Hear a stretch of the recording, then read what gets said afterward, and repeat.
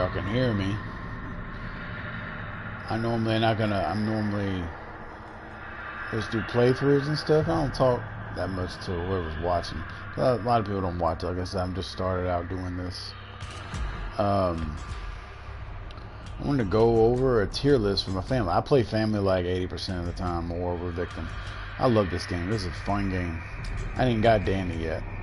I will eventually, but I was gonna go over just a small little tier list from what I've seen so far. How the most useful characters in the game are. A lot of y'all fanboys might be a little annoyed by what I say, but who cares? The worst family member coming in number 6. The worst. I think everybody knows who it is Johnny. I'm sorry, man. I don't know what this guy did to the devs, but they keep nerfing him to the point where it's like he's only good at really one thing, and that's not meta. It's probably the third and most important thing out of the 3 factors that family have, and that's chase. And he's not even the best in the game at it. Like, he's good at, if you get him if you get someone out in the open, yeah, I mean, he's good at that. That's where he shines. But more often than not, there's a well nearby. So the point is with him is there's really no point to pick him, like, at all. Like, I don't see all 5 of these other family members have a function that they bring to the table. Like, they all have something to bring to the table. He, unfortunately, he does not have a function to bring to this table. I mean, like I said, I'm like, and I'm gonna say this, all the other family members are good in some kind of way. They're viable in some kind of way. Like, except him. Like, he's not the close to being the worst. He is by far the worst. I know, like, a lot of people will say, man, Johnny's really good, man. If you he can do so much damage. I'm just like, you know how many escapes there are for damage and this for getting away? Crawl spaces, wall spaces, wells, bubba barriers. There's so many ways to get away from him. So that's why I put him at the worst, because he's good at one thing and he's not even the best at that. So that's the worst.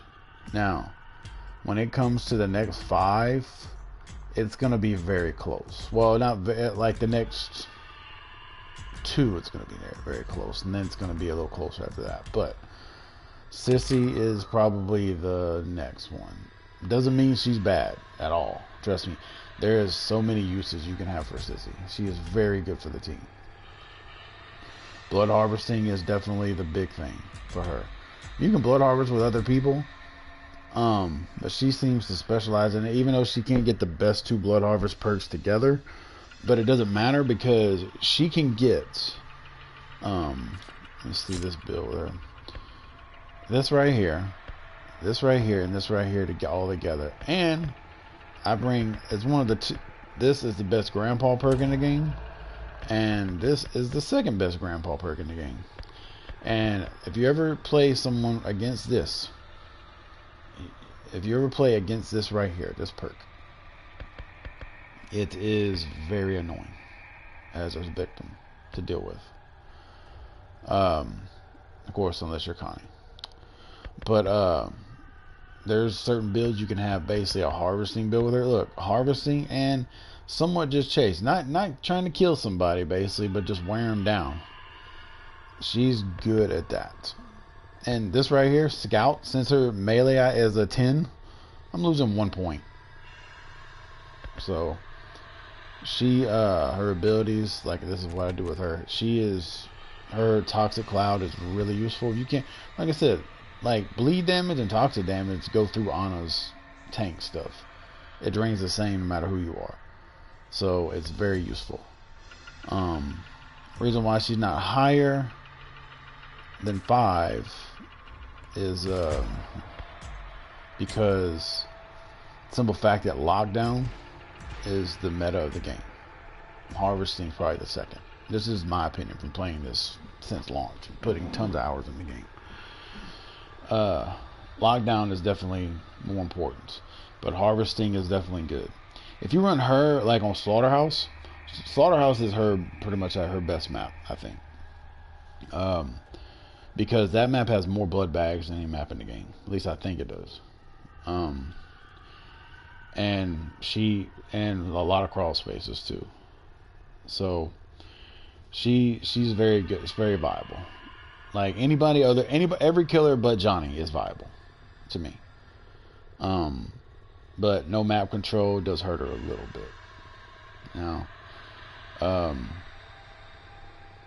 next is, everybody's gonna hate me for this, especially you fanboys out there. This guy, Leatherface. I put him in number 4, and the reason why is because,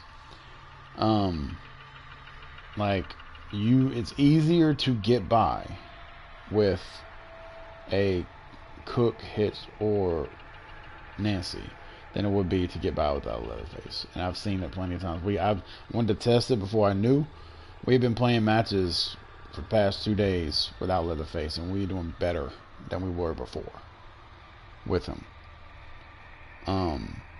The basement is an issue, but at the same time, when you see a Leatherface in the map, he is dangerous. He is something to watch out for, because you have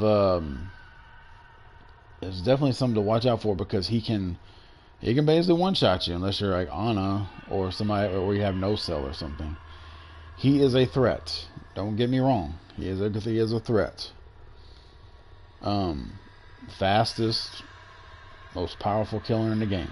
Why is he number 4? Well, simple fact is, and he can destroy obstacles as well. That too. Simple fact is, lockdown is the key. Lockdown is more important than straight up killing. If you because the meta of this game, at least it was, and still somewhat kind of meta, is trying to speed out. That's why Connie's ability is so broken, because Connie's ability basically counteracts, the only small counter you have to her ability is Cook's padlocks and slow down traps on certain things to slow her down and slow people down that run her, because that's kind of the meta of how the game is.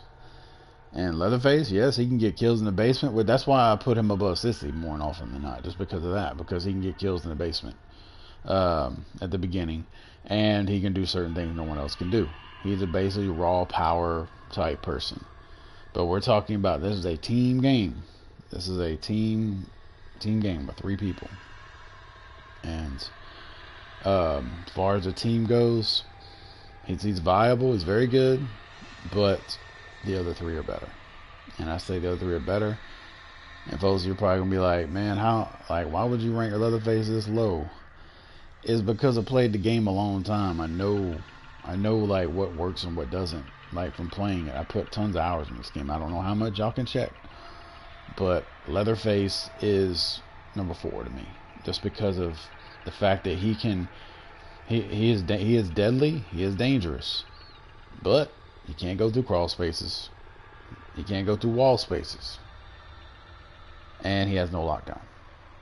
He has slowdown, because in the basement, I give him that, he can slow down a little bit in the basement, because being the only character that starts there, he can slow people down from coming up, which gives the others time to lock down. But it's still, like I said, he's still not the best character in the game. And like I said, don't get me wrong, he's not horrible. All five out of the 6 killers are not horrible. They're all good. They did a really good job of balancing the killers, except for Johnny. I think Johnny had decided just to be the whipping boy of the killers. I don't know, but yeah, that's my number 4 is Leatherface. Is because of that. From playing her yesterday and today, or day before yesterday and today, there's my number 3 is her, Nancy. I just got her level 3 yesterday, her level 3 ability, and it is good. Now you gotta look how good these people are at synchronization with each other. If you have Nancy and a Leatherface, that's pretty good together. But I don't think it's the best team in the game. But like, you think about this, her level 3, if you have it where you have the clear vision, she can basically, if you know the map, she can pinpoint exactly where someone is. If you know the map. Like, you unless they're just looking down out of nowhere in the bushes somewhere where they can't see, you can pretty much spot where everybody they are pretty much easily. Basement might be a little harder though, but if they're up, you can spot them. The only downfall is it's random who you spot unless you pick the other 2 level 3s. But I prefer the clear eyes because the other one's kind of hard to see sometimes, especially for me. I can't see good anyway. But that is really good. Her slowdown is really good to help chasers like Hitchhiker and even Sissy to an extent. Because like I said, you put that razor wire in certain places, like it's you can mess people up, like, because alright, we played like on Family House. She's dangerous on Family House because that middle crawl space, everybody likes to go through it. You take that away, and that everybody likes to abuse that. Everybody likes to run out the side guard and you put it there. You take that away from them, or you punish them for doing it. So if you run a team of Hitch, Cook, and her on Family House, it's hard to get past that lockdown. Very hard. That's why I use her like this though, just because she is very good. She's definitely, I would rank her at number 3 just because of how useful her ability is, and the fact that her traps aren't as good as like Hitch's, you say. They don't lock certain things down, but they pretty much help other killers in chase. They pretty much like she's very good for support and lockdown, which is, like I said, you very useful. That's why I would put her at number 3. Right now I'm trying to level her savage. Basically I just know, like, I'm running fire up on her, trying to get fire up level 3 on her right now. And basically I'm just going to put all her points into hitting hard because, you don't really need stamina if you have fire up. But yeah, she can hit like a truck if you build her right. And not bad harvesting either. But that's how, problem is with the build I'm running now is that's horrible grandpa perks. But that's my number 3. Number 2 and 1, unfortunately, are very close. Very close.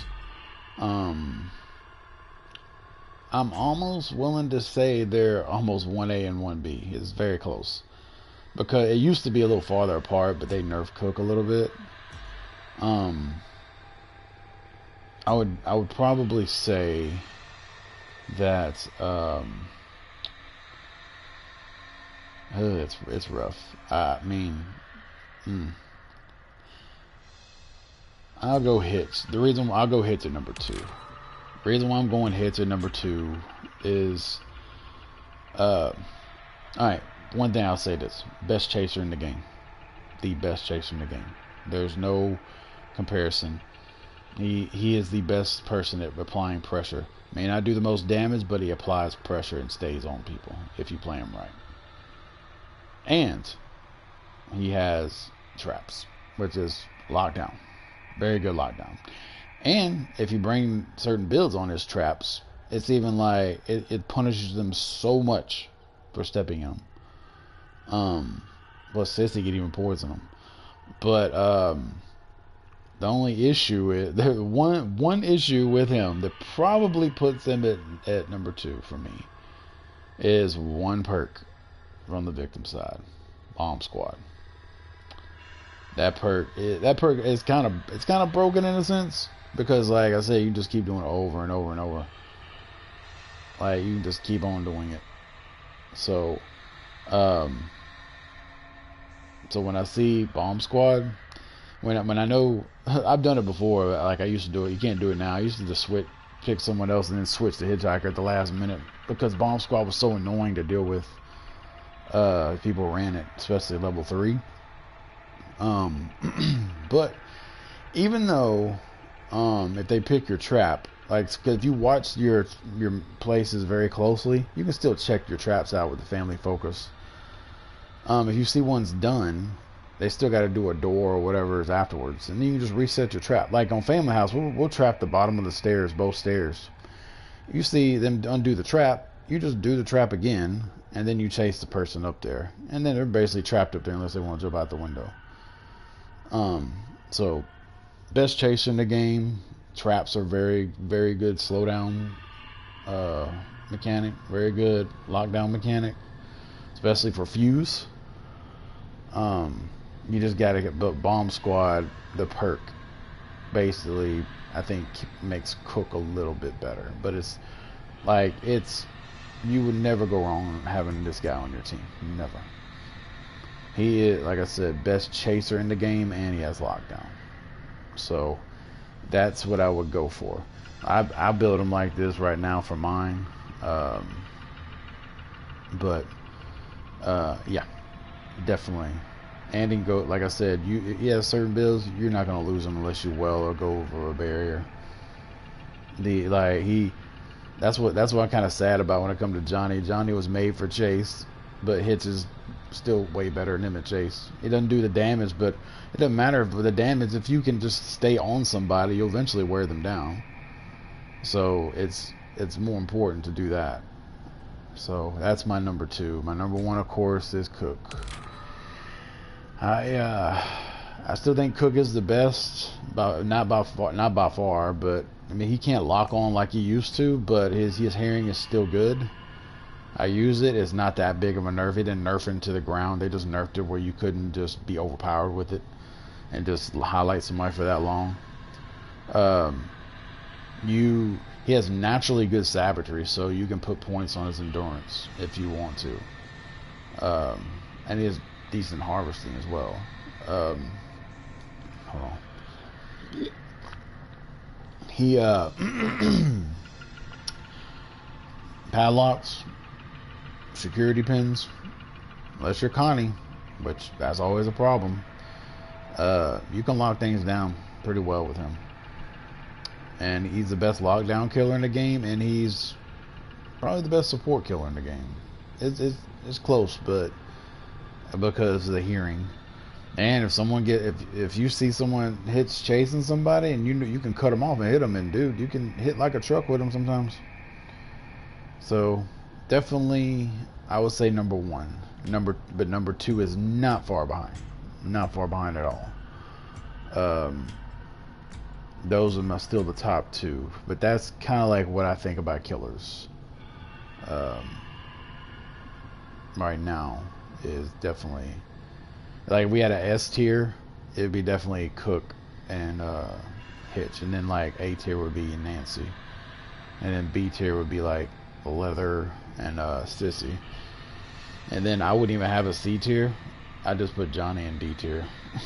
That's how I would look at it, because that's kind of how I see it from playing the game. We have some fun. I've been playing. Tuesday when this thing came out, I played the game for like 10 hours straight. I was having so much fun. I was playing to the point my eyes were getting like burning because I had played the game for so long. But that's just my personal opinion. I don't know how many people will watch it. Anybody that's a nerd like me that'll go to analytics and stuff like to analyze who the best is and stuff like that. That's my opinion of the tier list. I wish I could actually put it somewhere else, like how to do it better, but it's definitely, yeah, that's my opinion. So Johnny at D tier, Leatherface and Sissy at B tier, Nancy at A tier, Cook and Hitch at S tier. So I might do a Survivors tier list some other day whenever I play Danny. I haven't played Danny yet. I heard he's super good though. I heard he's like one of the best survivors in the game. I heard his ability is actually borderline broken, but And if it is, they ain't gonna nerf it anytime soon, because they're not gonna nerf something that people want, that people just bought. But yeah, that's kind of like my opinion of the killer tier list. Like I said, probably won't. You might want to watch. I'm curious. You might want to have any argument, not argue, but anybody has their opinion, put it in the comments. I don't care. Let me see what you put it in there and see what you got. Let me listen to you. See what your opinion is from playing. But I played this. That's my opinion. But yeah. So y'all have a good one, and God bless.